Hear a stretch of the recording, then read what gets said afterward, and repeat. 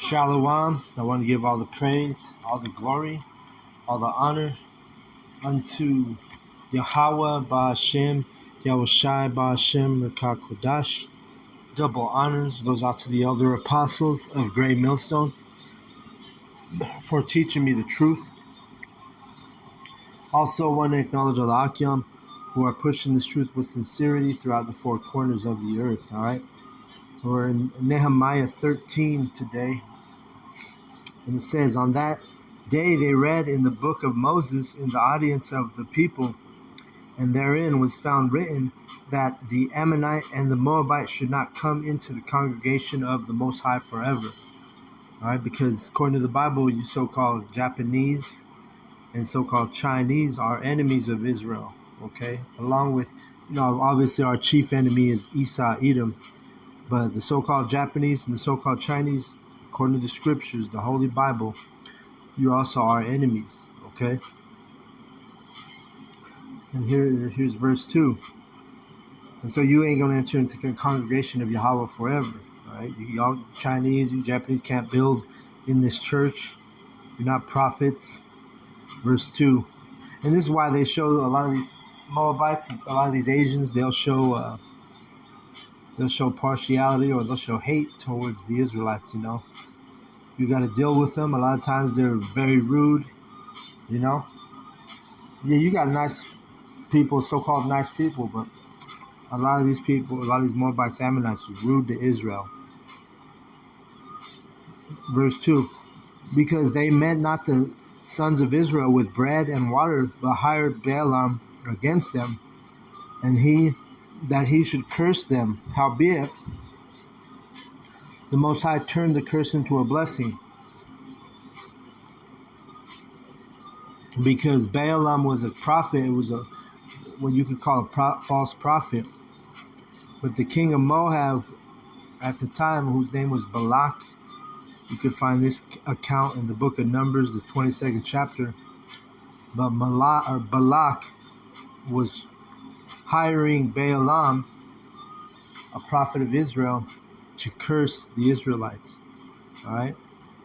This is one reason why you're our enemy, because Yahweh, Yahweh put the spirit on your king Balak of Moab, which would be modern day Chinese people, and he was hiring our prophets to put curses on us. So verse 3, now it came to pass when they heard the law that they separated from Israel all the mixed multitude. And before this, Eliashib the priest, having the oversight of the chamber of the house of our power, was allied unto Tobiah. Verse 5. And he had prepared for him a great chamber, where aforetime they laid meat offerings and frankincense and the vessels and the tithes of the corn and the new wine and the oil, which was commanded to be given to the Levites and the singers and the porters and the offerings of the priests.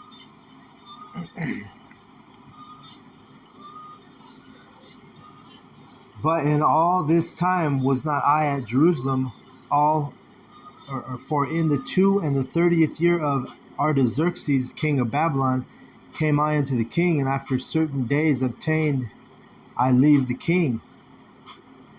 And I came to Jerusalem and understood the evil that Eliashib did for Tobiah in preparing him a chamber in the courts of the house of the Most High.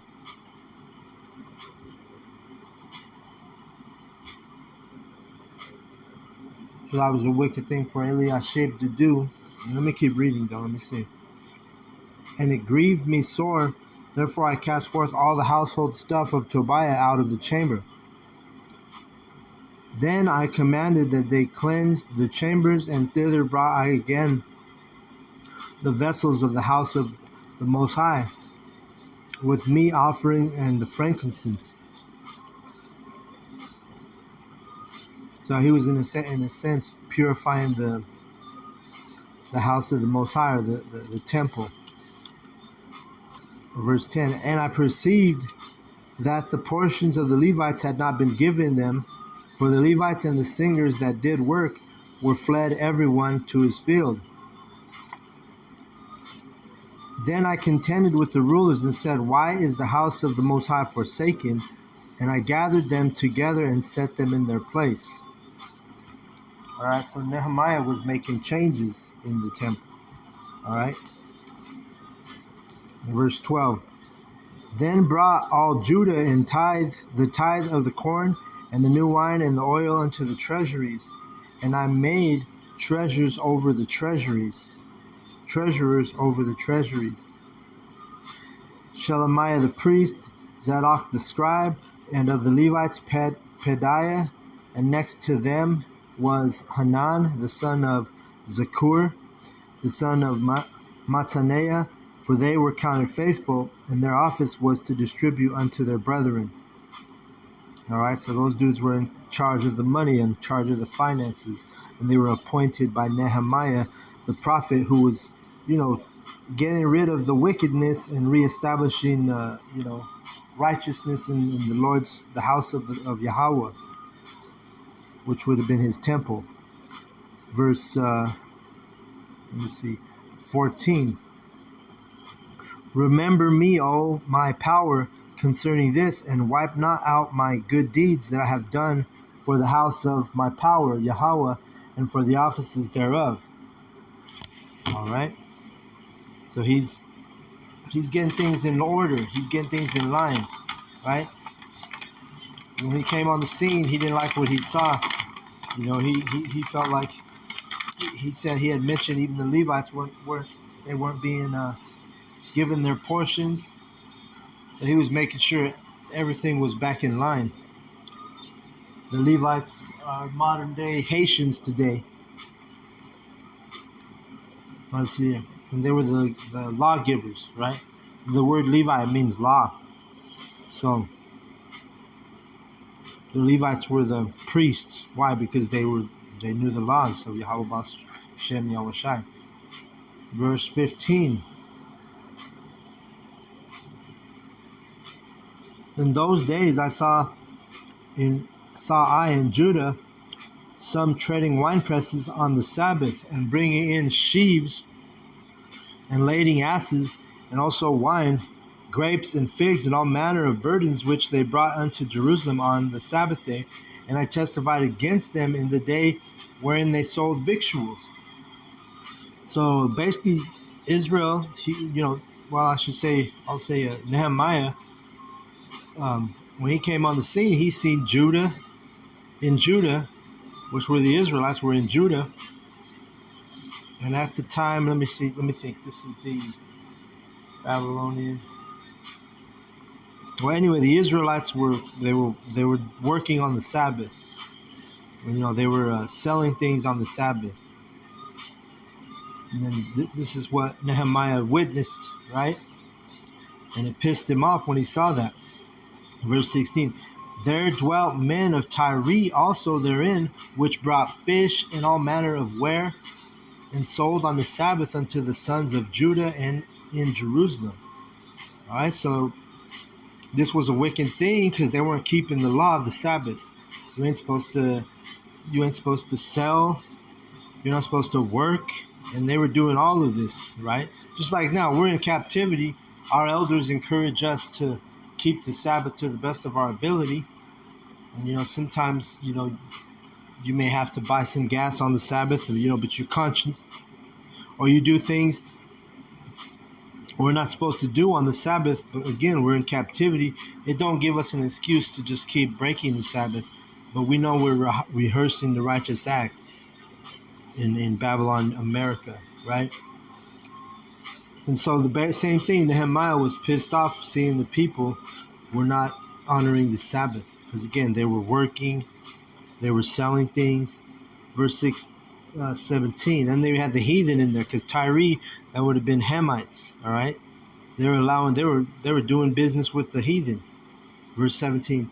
Then I contended with the nobles of Judah, and said unto them, What evil thing is this that ye do, and profane the Sabbath day? See, so he called them out on their, hey, why are you allowing this? You're the nobles. You're supposed to be the leadership.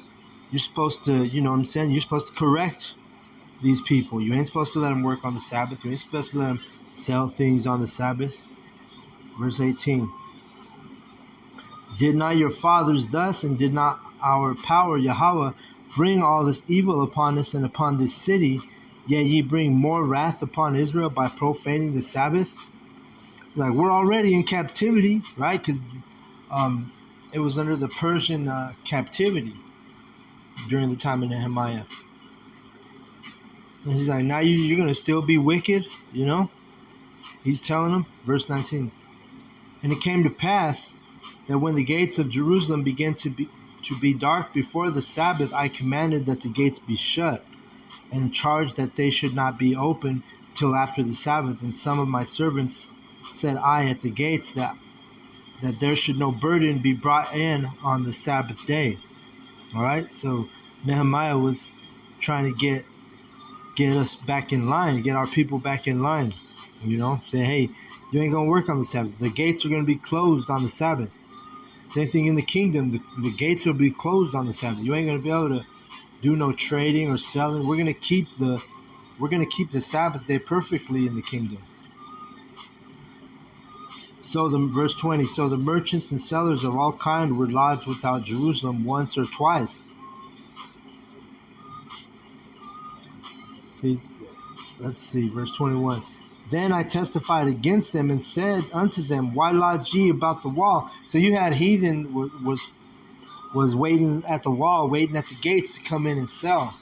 And that pissed Nehemiah off, right? Let's read it. Verse 21. Then I testified against them and said unto them, why lodge ye about the wall? If ye do so again, I will lay hands on you. From that time forth, they came no more on the Sabbath. See? So the prophets were rough. Nehemiah was like, hey, I'm going to put hands on you. I see you coming through here trying to sell things on the Sabbath. Right? He's asking, why you lodged outside the wall of Jerusalem? You know?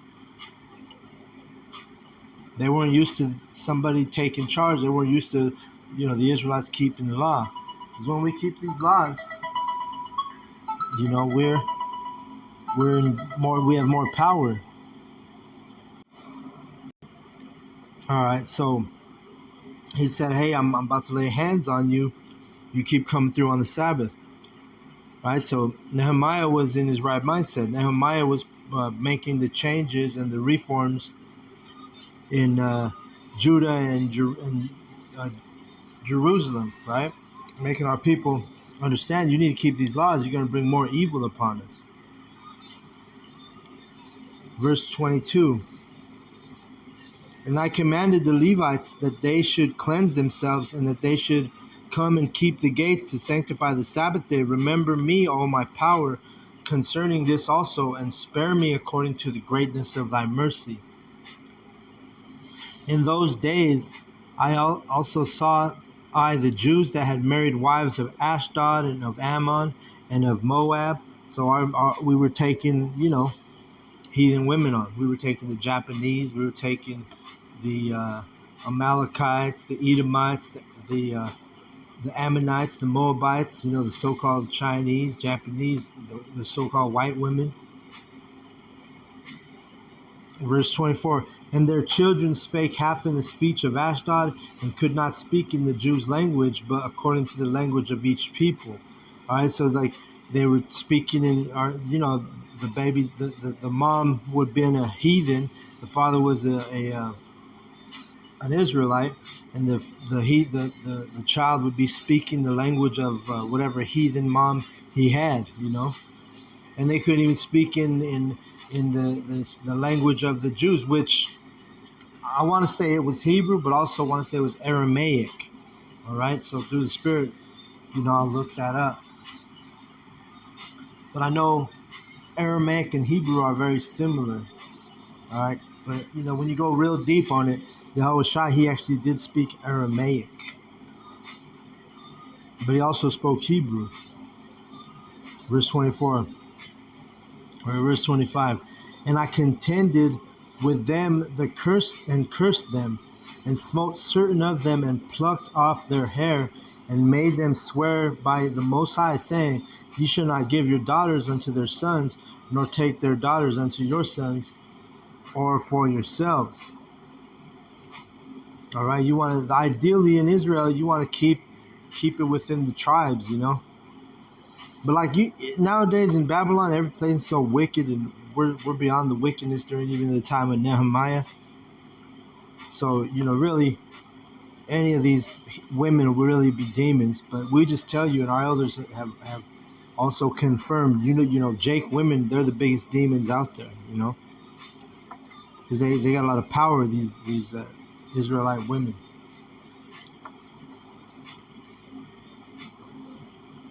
I contended with them and cursed them and smote certain of them and plucked off their hair and made them swear by the Most High, saying, You shall not give your daughters unto their sons, nor take their daughters unto your sons, or for yourselves. So he was really trying to clean it up, Because, when you take on a heathen woman, that's a concubine, all right? When you take on a woman of Israel, that's a wife, all right? And I'm talking about sexually when I say take on. Because you got to remember in the scriptures, sex is marriage, all right? Verse 26. Did not King Solomon, king of Israel, sin by these things? Among many nations was there no king like him, who was beloved of his power, and the Most High made him king over all Israel. Nevertheless, even him did outlandish women cause to sin. And it's not a sin to take on the heathen woman, but it's more rather, and Nehemiah, well, he was in the spirit of correcting things, right?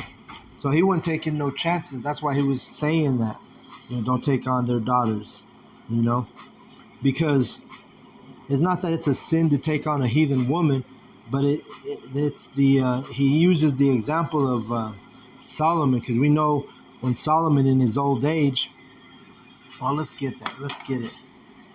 Because King Solomon, in his old age, took on heathen women.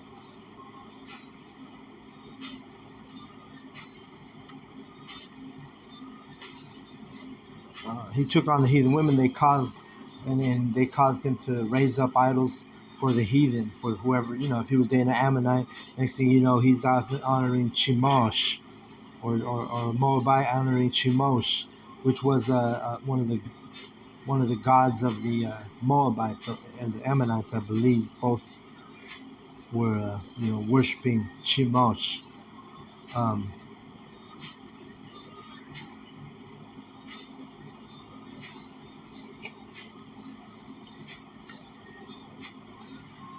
And so let's see. Let's go to 1 Kings. Because it wasn't a sin that he took on the heathen women. It was a sin because he started setting up idols and altars for these heathen women, in his old age. See? Well, let me see if I can find 1 Kings 11.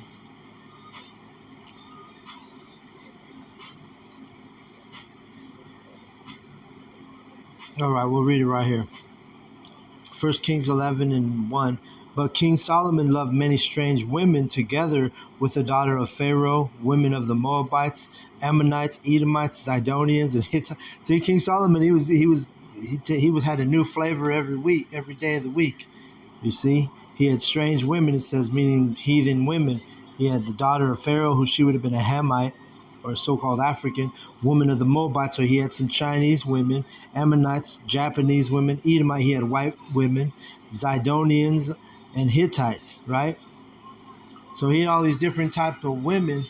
And let's read the verse 2. Of the nations concerning which Yahweh said unto the sons of Israel, You shall not go in unto them, neither shall they come in unto you, for surely they will turn away your heart, your mind, after their gods. Solomon clave unto these in love. And he had 700 wives, princesses, and 300 concubines, and his wives turned away his heart. See that? So he had some of those women was turning away his heart.